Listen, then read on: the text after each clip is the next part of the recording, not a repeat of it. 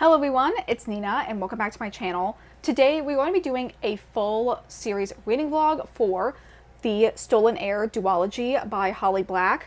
This is a spin-off series to Holly Black's very popular Folk of the Air series, which starts off with the book The Cruel Prince. It is set 8 years after the last book in the Folk of the Air, and follows two characters who were kids during the time of the original trilogy that are now grown up and are older teens. The first character is the Fey younger brother of the main character of the Folk of the Air, Jude, her younger brother Oak. And then the other character is Suren, or Ren, who is a pretty minor character. In the original series, we only meet her in the third book, and she's a queen of a very minor Fey court who is being controlled by her evil parents. The first book in this duology, The Stolen Heir, involves Oak and Ren meeting for the first time, where he asks her to join him and his group on a quest because her mother has stolen something from the High Court of Elfheim. And because Ren is technically the queen of the court and not her mother, she has control over her. So Oak thinks she's a very important ally to have while they go into enemy territory to try and accomplish this quest. Anyway, like I usually do in the beginning of my series vlogs, I like to kind of wrap up my experience with the series beforehand. So I did read the original Folk of the Air trilogy over the course of 2 years in 2023 and 2024. And I finished up the last book in the trilogy, Queen of Nothing, last year. And I really did like it. I don't think I'm a hardcore stan or I really interact with the fandom very much, but I do really love the setting and all the world building that Holly Black has done. And I really, really like the main character, Jude. I think she's a really amazing and very standout female protagonist. Very badass and strong, but still very flawed. And I think also acts very much like a teenage girl. So it never makes her actions or personality seem unbelievable. I also think her relationship with Cardan is obviously perfect enemies to lovers distilled down in the best possible way. They really do seem to hate each other in the beginning, but you can also see the signs of how great they would be as a power couple if they put aside their differences. So I'm going into the series with a pretty open mind and without too many expectations for this. I've heard pretty mixed things about this series. I think maybe because so many people are really, really huge stans of the original Folk of the Air that this series just didn't really live up to that hype, but I'm still really hoping I'll enjoy my time reading these. I'm honestly very intrigued with reading the second book in the series, which is The Prisoner's Throne, and I'm not going to bury the lead anymore. Honestly, one of the reasons why I'm so intrigued in this series and finally reading it, specifically reading the second book, is because we were actually friends with the audiobook narrator who did The Prisoner's Throne, who is Barrett Letty. And when it got announced that he was cast as the narrator for the audiobook, I was like, holy shit, you are Oak Greenbrier? That is so insane to me. And yeah, I'm just really, really excited to finally listen to Barrett as an audiobook narrator, because to give a little bit of context, we first met Barrett because he is also a voice actor for a couple of the Yu-Gi-Oh spin-offs, and we met him through the Yu-Gi-Oh fandom. So seeing him transition and being an audiobook narrator and playing all the roles in this book, I'm really, really excited to see what that's going to be like. I feel like I obviously am going to be pretty biased and I will like his narration no matter what, but honestly, it's not just because we're friends. I do legitimately think that Barrett is a really, really good voice actor, and I'm excited to see how he interprets all of the characters when I end up getting to reading this book. Anyway, with that whole intro out of the way, we are going to jump into reading the first book in the series, which is The Stolen Heir, and I will probably come back to you in a couple days when I have my first update. So yesterday I ended up starting The Stolen Heir. I'm currently in the middle of a chapter. I'm on page 48, and I read all of that by listening to the audiobook. So far, I've been really enjoying the book. I really, really like Holly Black's writing style. I feel like Ren is a pretty different protagonist compared to Jude. They do have a very similar, serious and cautious loner vibe to them, but I just feel like from everything that Ren in particular went through, she's a little bit softer and maybe more, drawn into herself compared to Jude, who is a lot more of a fiery main character. I'm also really excited to see as we get to learn more about Oak and how he's, developed since we last saw him when he was just, a little kid. Since we are from Ren's perspective, she is, very judgmental and very unsure about how she feels about him. She sees pretty much all the Fae as potential enemies to her, which leads her to pretty instantly distrust Oak. And we kind of see her waffling back and forth as Oak is also kind of trying to be nice to her, and her not really sure if it's genuine or just an act he's putting on to gain her trust. So I'm really excited to see how their relationship develops. But yeah, so far so good.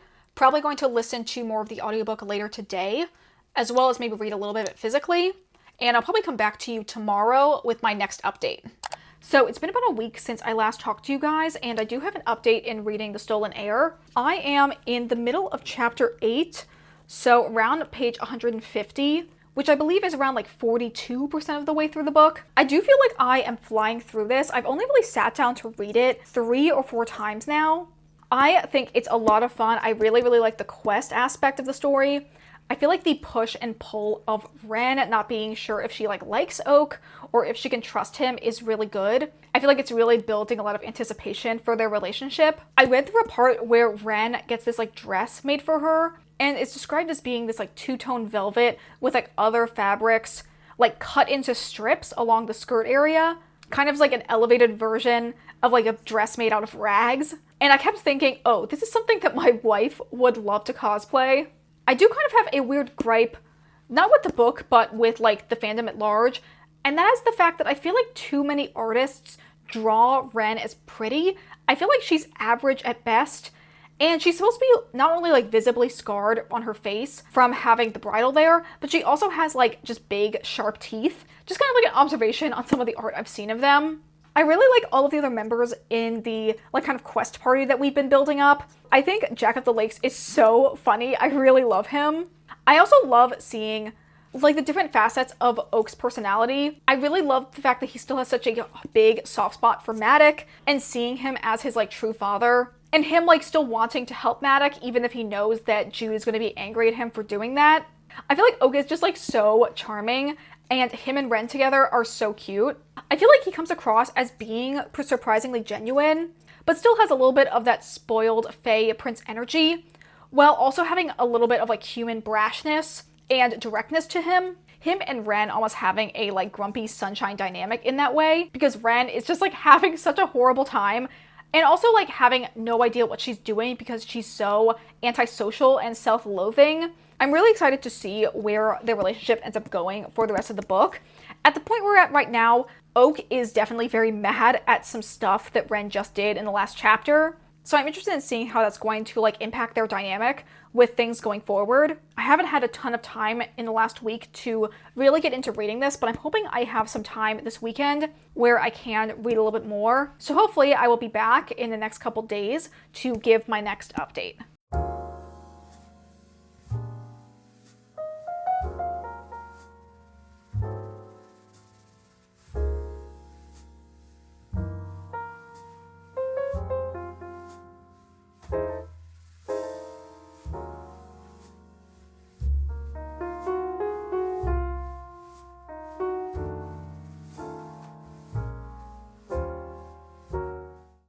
Okay, clearly some time has passed considering how different my hair looks, but I have now finished reading The Stolen Heir. I think I'm probably going to give this book 4 stars. I definitely don't think it's as action-packed or full of as much drama as The Cruel Prince is, but at the same time, I did really enjoy it. And I do think that there was enough happening and enough momentum in the story with the whole quest aspect that is part of the setup. I'm going to start off by talking really briefly about the very end, and then I'll go back and mention a couple of my other favorite scenes and things that I thought about when I was reading the book. In terms of the very end, with all of the revelations related to what exactly Ren is, I felt like her transition to this Ice Queen villain was a kind of strange and a little abrupt. It really felt yes, Oak did lie to her, but he literally was saying that everything he did was to keep her safe. I guess I can understand that Ren was feeling a lot of shame and confusion in knowing that she basically wasn't born, she was made out of snow. And then the additional revelation that she has Melis' heart and is basically tied to this ancient fairy past and has a whole nother life that she doesn't remember would be a little traumatizing. And then learning that Oak kind of already knew all of this and he was keeping it from her when she was really feeling like they were on equal footing and she could finally trust him. I do understand, I guess, a little bit more, but I could see her getting mad at not necessarily having this full transition to completely hardening her heart and becoming genuinely cruel and cold, because she really didn't behave like that any other point in the book. So yeah, that part was definitely a little bit weird, but it was quite the cliffhanger to leave off on.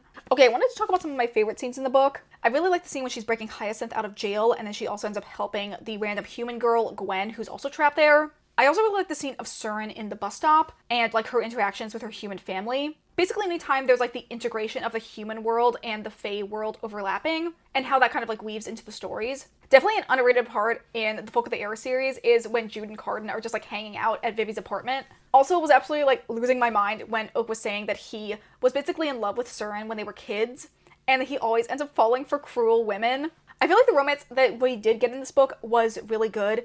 Definitely like slow burn, them sort of like learning how they can work together and trust the other person. I really like the part when Oak says, "No matter what, I want you to know that we are going to stay friends." And then Ren thinks that she wants to kiss him. Girl is truly so down bad. And overall, I just like really like Oak. I feel like he is a really good mix of being like genuinely nice and good-hearted, while also having like a clear mask that Ren often sees through. He still has like the capability of being deceptive and violent like all Fae, but he also like clearly doesn't like having to do it. It's more of a role that he's like been forced into as the crown prince. I also really love that he doesn't want to be king and openly says that he hopes that Jude and Cardan have like 20 other kids to choose from to be the next heir so he doesn't have to be king. Overall, going into the series, I was very excited to see any of the interactions that teenage Oak has with Jude and Cardan. I feel like in this book, we only really got like very small snippets of what Elfhame has been like since the end of The Queen of Nothing, but we're going to see a lot more of it in The Prisoner's Throne. So yes, overall, 4 stars. I did really like this book. And with that, I think we can transition to talking now about The Prisoner's Throne. So I have been reading this book for the last like week and a half. I'm around, I think like 45% of the way through, so I'm a little under halfway. So at the end of The Stolen Heir, Oak has been a prisoner in the Ice Needle Citadel, while Ren has taken over as the new queen. And he's been a captive there for around 3 weeks, until he gets a message that Elfhame is sending an army to come and rescue him. The beginning portion of this book I didn't really love. I'm not really a big fan of like torture or imprisonment plot lines. So kind of everything that's happening with Oak in the very beginning, I was just like, can we move through this a little bit faster? But I feel like after the like 1/4 of the way through mark, it did get a lot better. I feel like Oak is such a little shit in the way that he often is like playing up this like vapid, vain prince persona. I still also don't get why Ren is evil now, but I do really like that Oak really wants to see the good in her.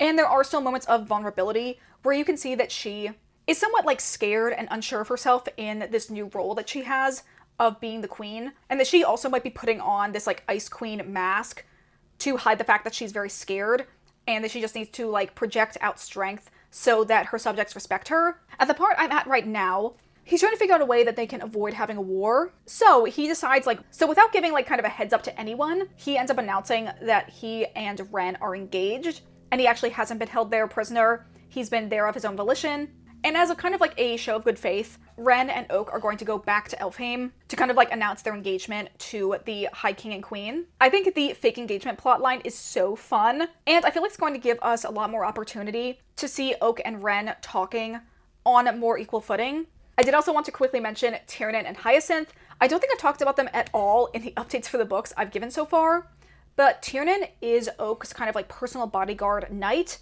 and Hyacinth is one of Maddox's former soldiers, who after Maddox was exiled was turned into a falcon, and who was slowly like turning back into his Fae form, until in The Stolen Heir, Ren completely broke his curse, and he like pledged fealty to her. So now he has been working as her captain of the guard. And Tiernan and Hyacinth used to be a couple. They've kind of been on the rocks. I saw like a single post that said that they're very much doomed yaoi, and I'm like, oh yeah, this is exactly my bread and butter. And honestly, some of the recent scenes that happened in The Prisoner's Throne with the two of them were so good. Like, you're starting to see them work through their issues and possibly come together again. I was telling their lore to my wife, and she was saying that she also really likes a like side yaoi in a story, as opposed to like a gay relationship being like the main storyline. And yeah, I think it works really well here, with just like the roles that Tiernan and Hyacinth are playing as kind of the right-hand men for Oak and Ren, the like main couple characters. So yes, really excited to see more of them as the book goes on. I did also really want to mention that for the most of my reading experience with The Prisoner's Throne, I have been listening to the audiobook, which is narrated by Barrett Letty, and I think he's doing an amazing job. I can't wait to text him about it once I finish this book and like give my full thoughts. He's done a great job with all of the characters. I particularly like his Maddox voice. It's definitely different from Caitlin Kelly's Maddox voice in the original trilogy, but I feel like it has like a great commanding presence, very fitting for Maddox as this former general. So yeah, I'm super excited to listen to more of the audiobook. Honestly, probably might do a little bit of that later today. in addition to reading it physically. So that's my current update in reading The Prisoner's Throne. It's currently Saturday, so I might be able to give you another update tomorrow. We'll see how much progress I make in reading this. Okay, so I have gone ahead and now finished reading The Prisoner's Throne. I have a lot of thoughts, honestly, so I'm not really sure where I should start. I feel like overall, I did really like this book, but I think there were a lot of parts that maybe lacked in clarity. Even at the very end, I feel like there were some things that were being left unsaid and not really fully explored or developed that I really would have liked to see. I think it also might be from the fact that this book is from Oak's perspective. Yes, it is third person, but it's basically like third person limited, that we really are only seeing his perspective and like thought process on things. And I feel like there were just some things that I really wished we had seen more of. More of Ren, like overall. It really felt like kind of jarring, I guess, considering how much we saw her in The Stolen Heir, to just like not have as much of her like inner monologue and like understanding of what was going on in this book. It felt like that was really lacking. Also, I feel like we didn't really get a full understanding of how Jude and Carden were thinking about things. And I feel like their ending, understanding and conversation with Oak was a little lacking. If this book had been like multiple perspectives and we got POV chapters from Ren and Jude, I feel like the book overall would feel more like complete and cohesive. At the same time, I do understand like why it's just told from Oak's perspective, as having those other characters like being able to explain themselves definitely would make like the final confrontation and acts a little bit more predictable, because we would know what the characters are thinking going into it. At the same time though, it just kind of seemed a little bit annoying not knowing what the characters were thinking, because like, do you really expect me to believe that Jude is going to want to kill Oak and to have her betray him? Because when she agrees to fight Oak, it's just so obviously her bullshitting Bogdana to like stall for time and figure out a way that she can be close to Oak to communicate with him. I don't know, I feel like overall the structure of the book is definitely its greatest flaw. I also feel like if you're going to have the book be from one person's perspective, I don't know why it's not told in first person when it clearly is like Oak's POV book. Anyway, in terms of some content, I did really enjoy this book, and I think overall I'm probably going to give it a 4-star. I do really like kind of the eventual development of Oak's character, in that he also like feels he is unworthy of love, being very like empty and feeling like he didn't really like earn his love because of his familial history of being a love talker. And also that Oak is like so scared of eventually becoming like Dane, and that he's had to put on so many different like masks to match whatever situation he's in, that he's not sure if his family has ever seen the real him, and that they might want to distance themselves or betray him if they ever saw the real person that he was. I feel like that was really good, and definitely some added development of Oak that we didn't really see in The Stolen Heir. And it also made more sense for like why he and Ren are like just so meant to be together, because they both have those like same insecurities,